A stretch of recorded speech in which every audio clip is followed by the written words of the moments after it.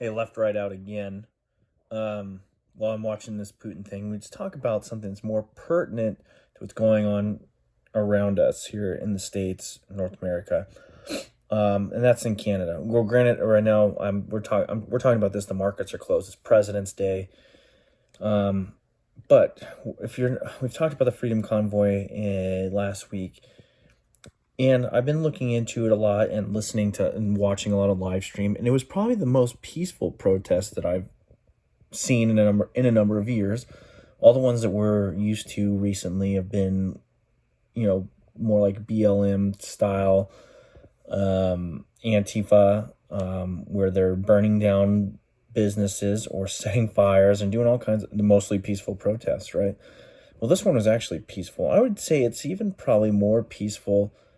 Well, Jan 6 had its own issues, so I won't even. It's way more peaceful than that. There was I keep hearing the bouncy house thing. Well, there's legitimately bouncy houses for kids. There was food stands. There was people giving out food not only to the truckers and protesters, but homeless folks around there. There was lanes that were opened up for emergency vehicles for people to get around. Yes, I understand. Like after a few weeks of honking and there's been a lot of people. If you're a resident there, it kind of sucks, right? But they were the quintessential protesters. They had grievances against their government. They did it in a peaceful manner. They showed up at the Capitol, and all they wanted was to be able to be addressed by their government. And what they do, the prime minister uses some emergency act that hasn't been used since his supposed father. And in that case, when he used that, because I was looking back on that, that was like kind of a legitimate thing, because there was actually a group that was capturing, or they were kidnapping members of parliament. A lot of threats there, but there was no threat.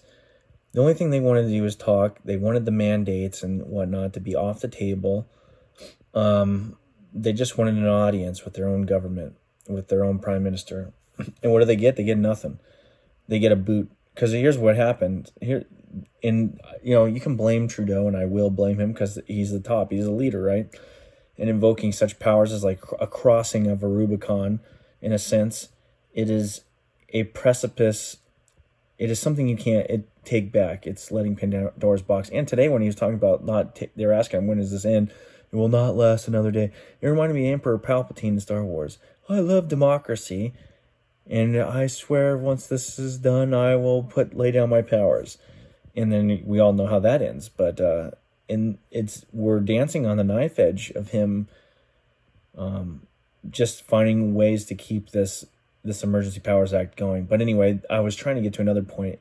Is yes, I blame him because he's the leader, and yes, I think it's a dangerous precedent that he's just established with the use of this against protesters. Because one, it's going to discourage any other people that would protest against a travesty that the government is perpetrating, because they fear reprisal, because essentially a lot of these people are getting scrubbed financially, totally wiped out, and then also physically. So that's what I'm getting to. This cannot be possible, these acts, because if you saw the grandma, the Native American, talking about North America, so I'm not misstating that. She's an indigenous person, a Native American, as in the North American continent.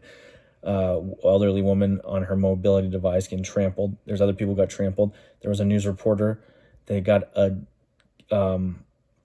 CS cartridge shot at her, or maybe it was tear gas, I don't know. But anyway, it was shot at her in her leg. The guy shot her in the leg, and it looked like he was aiming at the leg. You don't do that with that. That is not a direct fire type weapon. You don't engage a target by shooting him with that, unless because that's essentially, I know that's a non-lethal item, but you can use it in a lethal manner. To me, that's a grievous act, and that should be dealt with internally from that organization. I don't have any faith on that, but I blame all this stuff not just from Trudeau, but the effectors of it. Who are those? Those are the law enforcement professionals there. And I'd imagine they take the same oath that our law enforcement does and what our military does. And that is to the principles of that nation, or for us, the Constitution. And within that, there's a lot of liberties that are granted to the people, or restraints upon the government. There's inherent liberties to the people and restraints upon the government. And to me, if they were to take their oaths to the service of their own people in the restraints of their government, because they have a charter of rights, which I'll claim ignorance because I haven't really haven't read it. But these people, if they had any ounce of honor or integrity, they would have disobeyed these orders. And yeah, they might not have a job with that law enforcement, but I guarantee they could have gone somewhere else. I would imagine they could even come down here and work. But you either stand by principle or you don't. And they would rather stand by compromising their own honor and integrity, in my opinion, and in a liberty-minded person's opinion. Sorry, I got a little nose thing. A liberty-minded person's opinion, subvert these basic human principles and affect an illegal order. Or this is one of those, it's an illegal order in my opinion, and it hasn't even been voted on in the parliament. In fact, that's another issue that they were supposed to have debate, and they called it off. They called it off supposedly due to threats, but there hasn't been any violence associated with this protest. So that's odd that the vote and talk in the House of Commons, or I don't remember if it's the House of Commons, the Parliament, or whatever, because I think they got two chambers in Canada. I'm not entirely sure. I watch the House of Commons every once in a while. It's kind of funny. I like it.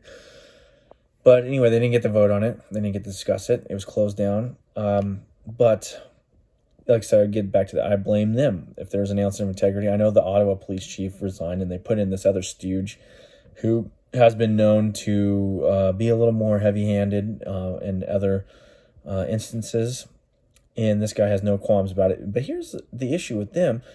But I would like blame these. To me, that shows that the people that are in this law enforcement organization have a lack of integrity. They have a lack of principles. They're willing to use the us versus them mentality and have no qualms about hurting their own people or people in general. What I was getting at. The other thing is, so this was supposed to last. They were supposed to disperse these people. And if you went home, that was what I was told. They went home, just go home, get out of the, everything will, I guess, be fine. Well, apparently not, because now that's been on camera, the Ottawa, whatever the head law enforcement guy there, he's saying he's going to come after you, even if you go home. So what's the point? To me, they're escalating the violence. So they're came in there heavy-handed, and they're lucky this doesn't necessitate a violent reaction. But when they come at it like this, where it's like, okay, well, even if you comply to us, even if you go home, we are going to spend the next number of months tracking you down and holding you accountable for what they deem is wrong. This in itself is an act of war, and to me, I'd be very surprised. These people must be really good people that are there, because this would necessitate a violent reaction, because force is usually applied equally, or the reaction to force is usually force of an equal or a proportionate amount, maybe even greater. So the fact that nothing has happened yet is amazing. But I call them jackboots. I equated these guys. If there was ever a comparison, which I hate using comparisons like Nazi Germany or Stalin's reign or Mao or whatever, because it tends to deflate or soften the blow of ever using those terms to equate all these things to them, right? But if there was ever an instance in modern times, in the last 20 or so years, or perhaps even greater than that, of an instance where you could relate it to a Nazi-esque type thing, this would be at the Emergency Power Act. The way that Trudeau is acting, the way he's answering questions, the way he's ignoring questions, the way he's now going after people financially, and even if they go away, his pursuit of them afterwards. So no matter what you do, whether you comply now or not, you being associated with this group, you are now a target or an enemy of the state. And what I say is that the United States is a bastion of, we were, in principle, a bastion of freedom, that we should, since we let in all these other people from the southern border, we should offer political asylum to these Canadian truckers. I've been saying that for the last few days since this Emergency Powers Act was put into place. We should offer political asylum to these guys. They can come work. We have a trucker shortage, apparently. Plenty of jobs for them. But irregardless, they fit the definition, right? Not only that, I would, if it was me, if I was in charge, if like Trump or something was in, I'd pull my ambassador. I'd close down my embassy. I'd pull all the diplomats out, and I would even threaten sanctions upon Canada for just this human rights violation.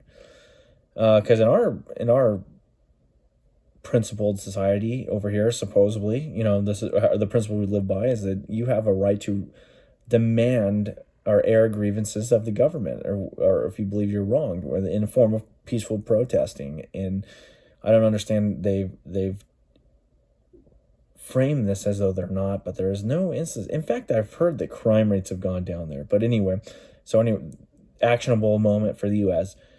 Allow asylum or give asylum to these truckers if they so choose. They want to come down here and they can bank freely. We can try to unfreeze their assets as much as we possibly can if they happen to be through institutions that operate binationally there. But they can come down here and start a new life. We will give them political asylum to cut diplomatic ties or temporarily until either these people are heard, or one, and then two, the Emergency Powers Act is revoked and Trudeau is held criminally liable for this stuff. That's what I would do. That's just me. But anyway, keep an eye on this, because this is this, like I said, this crossing of a Rubicon. It's a precedent-setting moment in a Western country that's right up here, Canada, right there. Like, we share the border, man. This is crazy. So it's very easy for that type of mentality to seep here. It's already here. We just happen to have a bureaucracy of sorts that it's still holding back that kind of mentality. But don't think that can't happen here. You can already see it in some people's eyes.